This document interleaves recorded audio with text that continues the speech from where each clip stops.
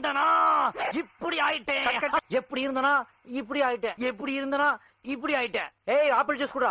Protein சொல்ற புரதச்சத்து நிறைய சாப்பிட்டா பயங்கர பலசாலி ஆயிடலாமா? வாய்ப்பில்லை ராஜா. டெய்லி பன்னீர் சாப்பிட்றேன், புரோட்டீன் பவுடர் குடிக்கிறேன், அமரன் சிவகார்த்திகேயன் மாதிரி நானும் பாடி பில்டிங்ல பிக்கப் பண்ணிடலாமா? சான்ஸே இல்லை. புரோட்டீன்ஸ் தான் building blocks of the muscle அப்படின்னு சொல்றது தப்பு இல்லை. ஆனா இந்த சுச்சுவேஷன் நினைச்சு பாருங்க, 2-3 லாரி லோடு செங்கல் எடுத்துட்டு வந்து ஒரு வெத்த இடத்துல கொட்டுனா உடனே இந்த கட்டடம் கட்டி வீடை ரெடி பண்ணிட முடியுமா? முடியாது. என்ன தேவை?